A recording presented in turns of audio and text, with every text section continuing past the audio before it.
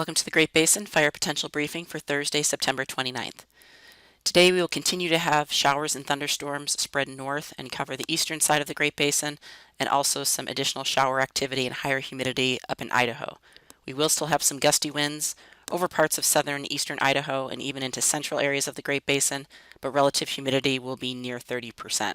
So again, we will see higher humidity today than we saw yesterday. On Friday, we'll continue with showers in the north and across Utah. Some colder air moving in will allow for some higher elevation snowfall potential on Friday, and going into Saturday across Wyoming, we will continue to see that shower activity back into Idaho and the eastern side of the Great Basin. Over the last 24 hours, we saw scattered thunderstorms over central and eastern areas of the Great Basin, along with up across Idaho, especially recently. These thunderstorms were accompanied by higher humidity and showers and some areas of wetting rains. We did have some new fire starts up on the Payette and the northern Boise, way up in the far northwest part of the geographic area near where the lightning occurred yesterday. These larger fires are shown here. They were each about a few hundred acres up across parts of Idaho, otherwise smaller fires reported. Over the last 7 to 14 days, we continue to have above normal precipitation generally over the eastern half of the Great Basin, but also into parts of western areas, but again, generally drier conditions recently. ERCs have continued to go up across Idaho, but they should start coming down with some of the moisture we are seeing today and over the last few hours, and then coming in the coming days. But as of yesterday, ERCs were tracking well above normal to even close to records for the time of year.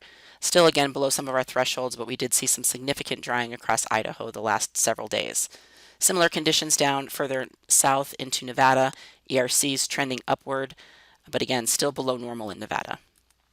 The satellite loop from this morning shows the area of low pressure in the Pacific Northwest continues to track slowly eastward. This will continue to bring cooler temperatures and the continued moisture over mainly the northern and eastern half of the Great Basin, with drier conditions over western Nevada.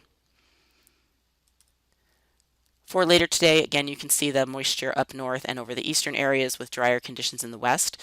So we still do have some areas of yellow on our significant fire potential map over parts of Idaho before that moisture increases with the cooler temperatures and then sporadically down across western and southern Nevada.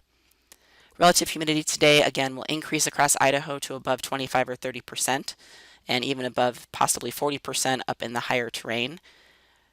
Higher humidity will continue across Utah with drier conditions in Nevada. Winds will remain breezy today with southwest winds in central and southern areas of the Great Basin and more of a westerly to northwest wind up in Idaho, still most gusty over central and eastern areas. As we look at the thunderstorms for later today, we will continue to see that moisture across the eastern half of the Great Basin and increase across parts of central Idaho. As we move into Friday, this low slowly tracks to the east over the eastern side of Idaho into Wyoming, with still plenty of moisture wrapping around to keep temperatures cooler, humidity high, and continued potential for showers and thunderstorms. Relative humidity remains elevated on Friday across Utah, Idaho, and Wyoming, and drier in Nevada. Winds, however, will be decreasing, still somewhat breezy over southern Idaho into parts of Utah and southern Nevada, but gusts mainly in the 20s. Also will be accompanied by showers, some thunderstorms, and higher humidity. As for the thunderstorms on Friday, still scattered showers up across Idaho into Wyoming and across Utah. As we move into Saturday, that low only moves slightly eastward, so it will linger for several days. So moisture continues across parts of Idaho into Utah. Significant fire potential drops to low in most areas with the exception of southern and western Nevada. Relative humidity still remains dry in Nevada and higher elsewhere.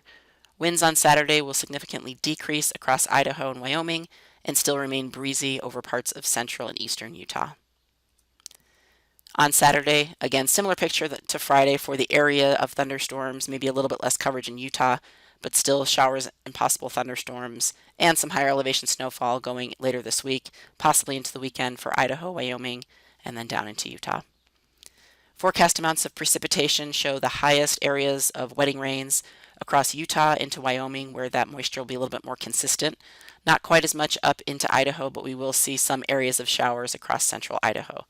Otherwise, significant moisture obviously associated with the remnants of Hurricane Ian as it tracks up the coast, so we will see that heavy rainfall over much of the eastern seaboard. As we move into Sunday, still have this area of low pressure tracking slowly eastward into the Rockies, so still some moisture over the eastern side of the Great Basin and low fire potential. As we go into early next week, this is where we'll see a better chance of the ridge rebuilding across the west, and we will continue to see drier conditions along with gradually warming temperatures to near seasonal averages.